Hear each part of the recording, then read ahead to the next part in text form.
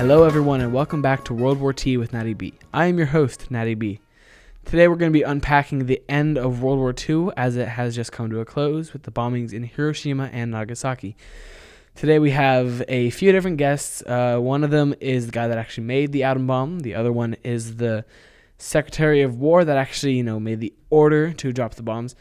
And then finally we have the pilot that dropped the bomb on Hiroshima. It's a very exciting show for you, so we're just going to get right into it.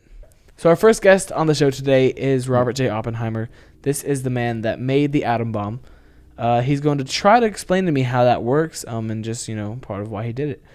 Thanks for being here. Thank you for having me. So I understand you were a professor up at UC Berkeley, correct? Yes, it was a great experience, actually. I not only taught a lot, but I also learned a lot up there. Well, I'm just going to cut to the chase. We all know why you're here, and I'm sure you know why you're here as well. Tell me about the atom bomb. Well, I worked with many scientists who escaped from Hitler's fascist regimes. And we were all on a mission to uncover the secret to a new scientific discovery, which is nuclear fission. We were all in a race against Hitler's army to develop a new weapon. And luckily, we got it before he did. Well, that's good to hear. So how exactly does the bomb work then? It's a very, very, very complicated process. I'm going to dumb down into a few non-specific ideas. Basically, it relies on nuclear fission, which is a process in which the atoms and materials rapidly split, generating a lot of heat and energy. By shooting neutrons at the reactive uranium atoms in the bomb, it splits the atom apart, right? Which generates a crazy amount of energy, and also sends more neutrons into the uranium atoms, setting up a chain reaction. And simply put, the explosion happens and just decimates everything. That's pretty crazy. So after this is all over and the bombs have been dropped, 2 cities destroyed. Do you have any regrets at all? Nope, I have none. It just had to be done. All right, well, thank you for being here. You're almost there. There you go. You got it. Thank you for having me. Mm-hmm. Chicken. Bland chicken. Not anymore. We have the perfect ingredient to make that basic, tasteless meat an experience of a lifetime. Sweet Baby Ray's. Gather around the family and pour some of our smoky smooth sauce on all your meals. It goes great with anything from ice cream to rice to vegetables. Healthy and tasty, a treat for the family. Sweet Baby Ray's. Find your happy. All right, so our next guest on the show is Henry Stimson. He is the current U.S. Secretary of War, and he's the guy that actually made the decision to drop the bombs on Japan. We're going to be talking with him today about why it was that he did that, what was his reasoning behind it. So thanks for being here. Thank you for having me. Well, yeah, you see, it was either us or them. Japan had no intentions of ceasing their war effort, and they needed to be stopped. Either way, Japan would have ultimately needed to surrender, and we only had 2 options for doing that. One being getting engaged in a traditional war effort, which, would have ended up in the deaths of at least 500,000 civilians alone. And the other was dropping the atom bombs, which resulted in the death of 150,000. So, either way, it's a terrible tragedy, but frankly, I think we made the right decision. Sprite.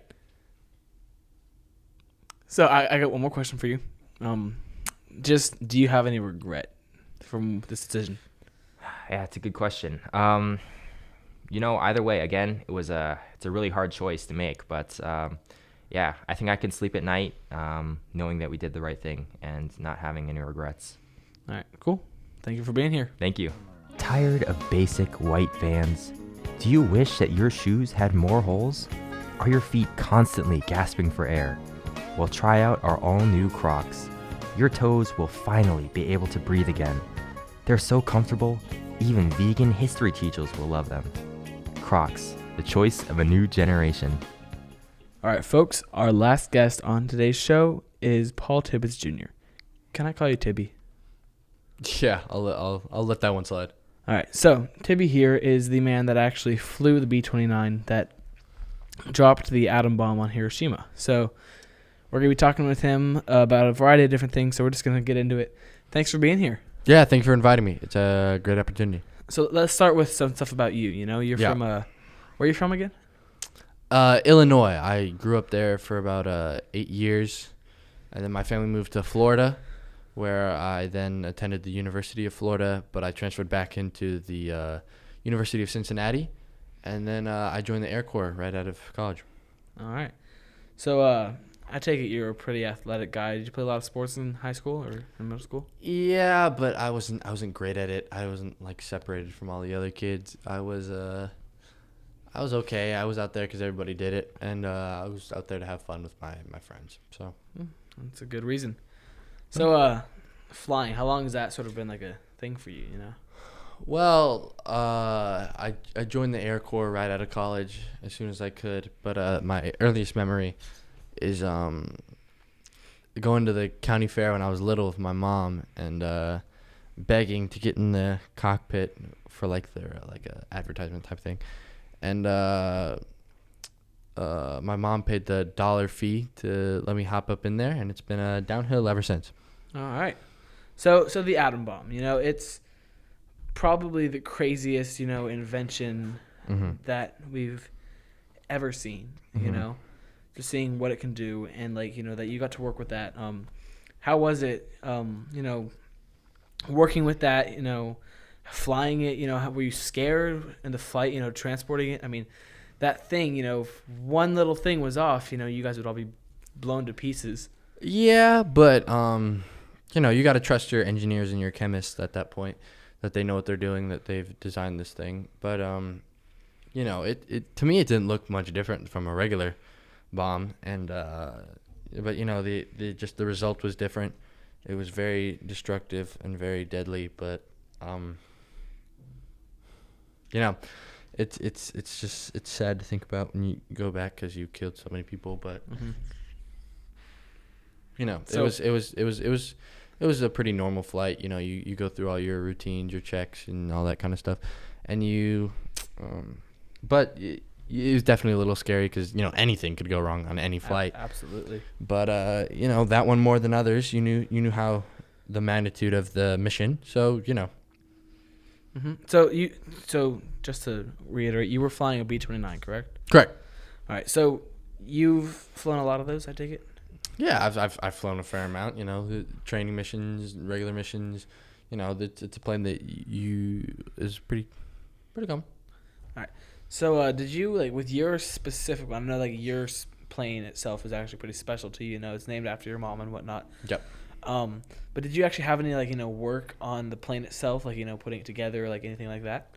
No, I didn't work on it. I didn't work on the intricacies or anything. But I've always wanted to be more hands-on and work on something and be intricate with it. Well, I actually have some good news for you, because there are plenty of people just like you who want to be more hands-on and building stuff. Mm-hmm. Today's sponsor, IKEA, has the solution. Right? Let's say you're in the market for a new table. Right? Now you go to Lowe's. Right? It's all pre-built. What are you gonna do with that? Nothing. You just buy it. Mm-hmm. That's boring. Or you could go to IKEA. You buy it. It's in a box. It's not put together. You get home. Within 30 minutes, you have put it together yourself. Wow. Like a real man. Real man. Like a real man, right? I'm telling you, IKEA is for those type of men like you that want to be doing stuff.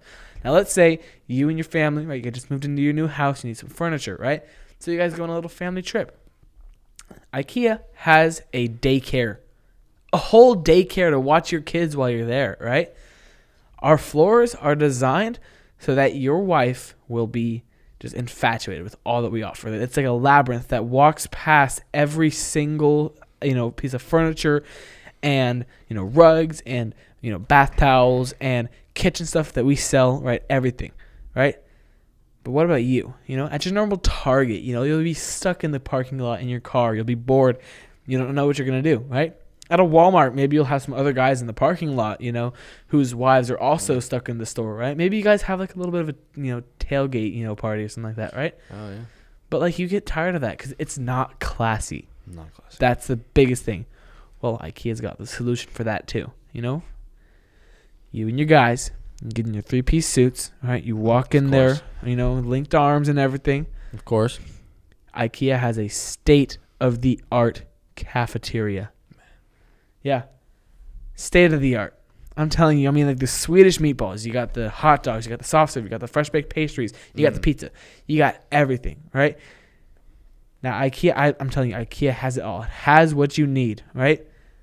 IKEA, the perfect way to waste an afternoon, all right? Thanks again to IKEA, today's sponsor. So I got one last question for you before we wrap things up. Yeah. After everything's all said and done, after, you know, the bombs are dropped, you know, you witnessed what happened with Hiroshima and you heard about what happened in Nagasaki. Do you have any regrets or, you know, second thoughts about it?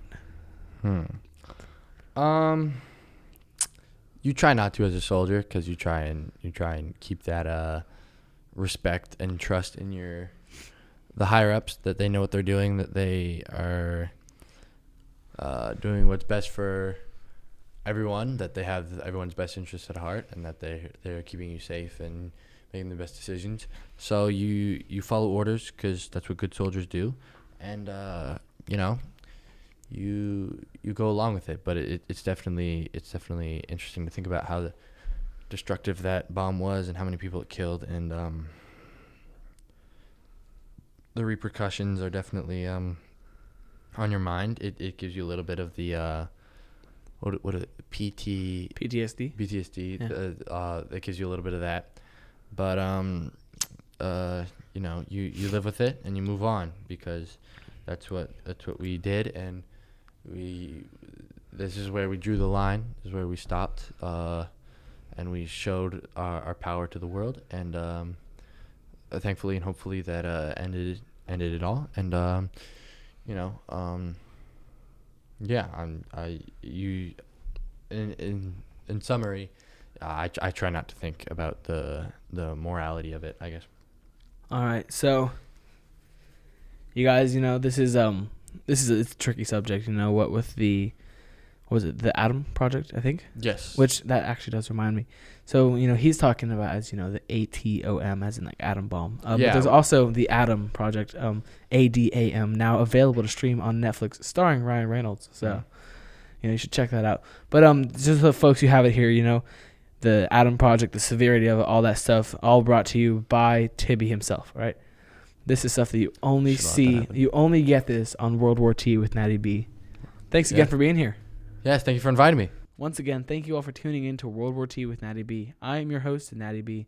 A special thank you to all of our sponsors for today's episode, especially Sweet Baby Ray's. Sweet Baby Ray's, find your happy.